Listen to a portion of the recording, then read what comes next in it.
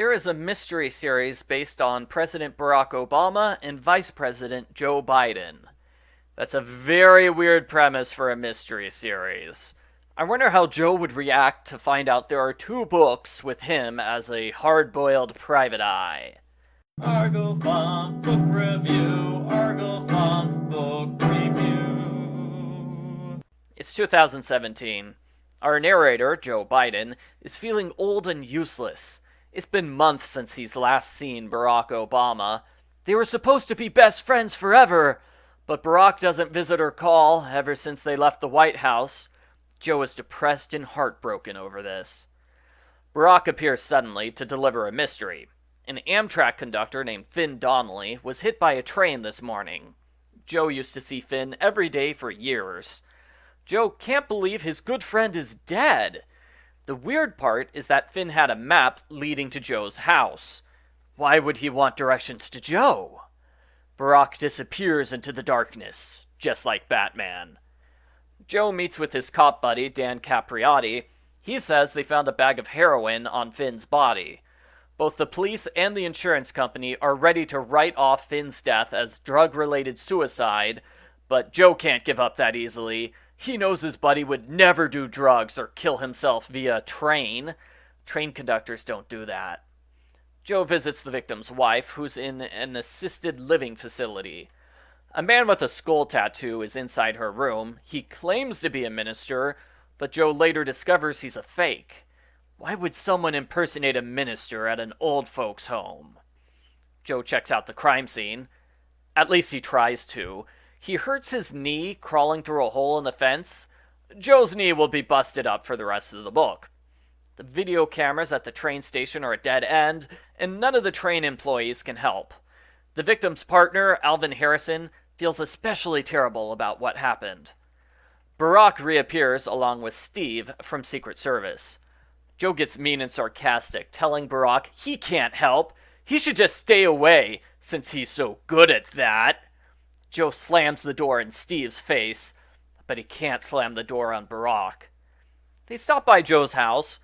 Joe's wife is conveniently absent for most of this book. How nice of her to leave so he can play private eye. Barack says the victim's house was just hit by burglars. They found nothing because the victim was living out of a hotel. This is where the book really gets started, and I'm disappointed it took so long. If you're going to have a buddy cop mystery with Barack Obama and Joe Biden, it should not take 80 pages for them to team up. Joe decides against bringing his gun for protection. Instead, he gets terrible disguises. Surely no one will recognize the president in a baseball cap. It's a cap for the wrong baseball team.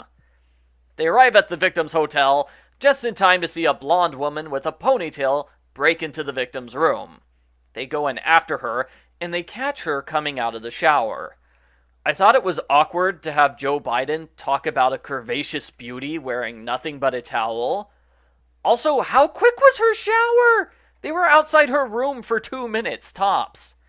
They excuse themselves and leave immediately, only to later discover they were right. She was breaking into the victim's room. The shower thing was a weird attempt to throw them off the case. They return to the room. Shower babe is long gone. They find someone replaced a patch of carpet to cover up a stain. Blood, perhaps? The victim's car is in the parking lot. It has a Joe Biden for President bumper sticker from the 1980s. I can't tell if that's sad or just... No, it's sad. Someone already broke into the victim's car, which is filled with trash. A receipt shows he ate at the Waffle Depot the morning he died. The waitress there says he had a black duffel bag with him. What happened to the duffel bag? Steve gets mad and tells them it's time to stop playing detective. This case could be dangerous. In a bit of convenient timing, Steve can't stop them because he gets sick from eating too many hash browns. He throws up everywhere. Joe and Barack rent a hotel room. Joe's impressed at how good-looking Barack's dad bod is. He gets kind of mad at Hillary Clinton for losing the 2016 election. Joe Biden is confident he could win an election against Donald Trump. I guess we'll find out if that's true 2 months from now. One of the train conductors indicates that the victim was doing something illegal.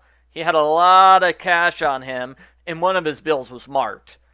Joe and Barack go to the victim's partner, only to find him dead in his apartment. Joe talks to the victim's daughter when Shower Babe appears. Joe takes off his sandal, ready to fight if there's any trouble. She sees him first and smashes him in the face with her high heels. Joe instantly collapses and gets a bad bruise. Shower Woman explains she is Abby Todd, a private investigator for the insurance company. At a gas station, Joe sees a biker named Texas. He's got the same skull image as the fake minister from earlier. Joe realizes they're both part of an outlaw biker gang. How convenient that one of the culprits just happens to stop at the same gas station as our detectives. Joe starts a car chase, but he's distracted by making a Bernie Sanders joke and complaining about almond milk. As a result, Joe almost misses seeing a cow. He swerves to avoid it, he crashes into a ditch, and bangs up his forehead.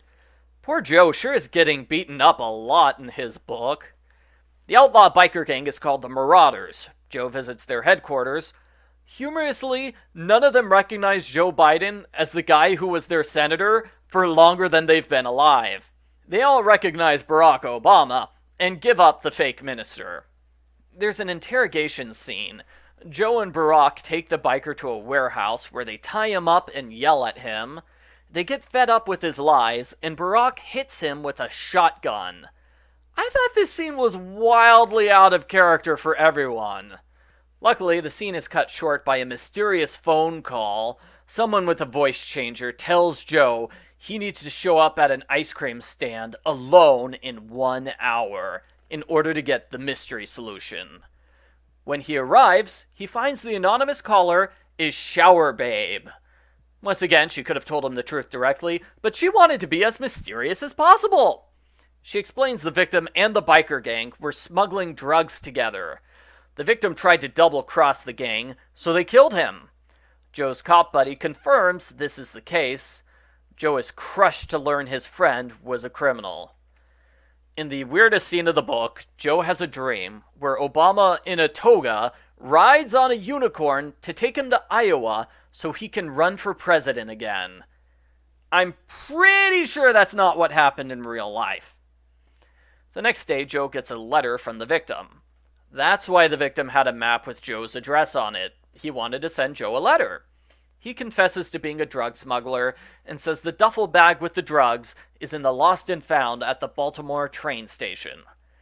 Joe gets the duffel, which has clothes and an energy drink can. Joe takes the train back home when his cop buddy appears. The cop gives himself away as the culprit because he knows without being told the drugs are in an energy drink can. The cop confesses everything with his partner, Texas the biker. They throw Joe off the train. Joe must be a superhero because he holds onto the train door with just 2 fingers, even though the train is going over 100 miles an hour. Joe is saved by Texas, who is actually a drug enforcement agent in disguise.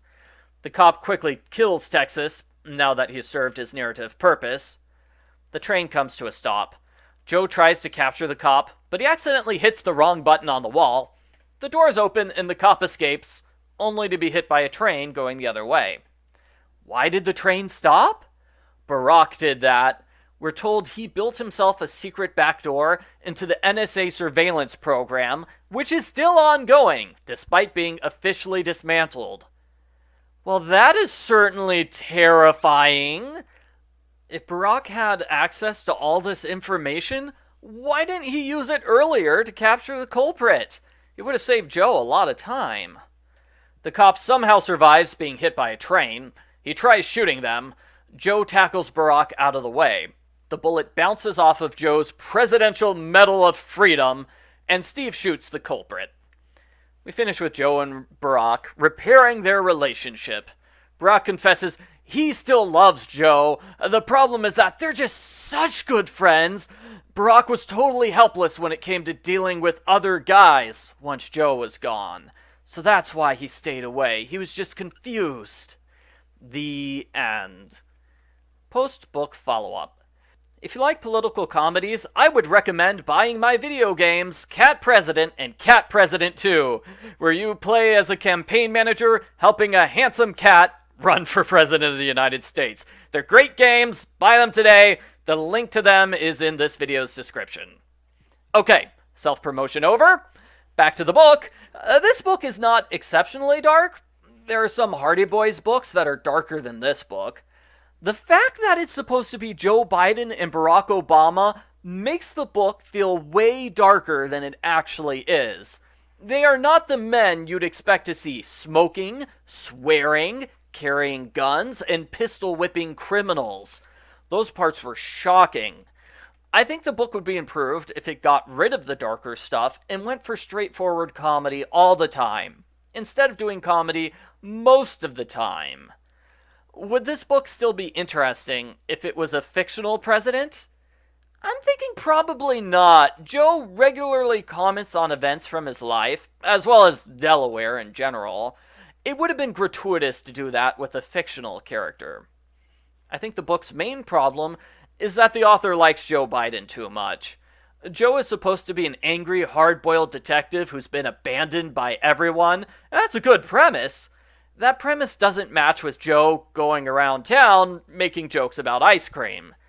If you're gonna make him an angry and bitter detective, you've got to follow through on that. Instead, the book tries to have it both ways. Joe is nice most of the time.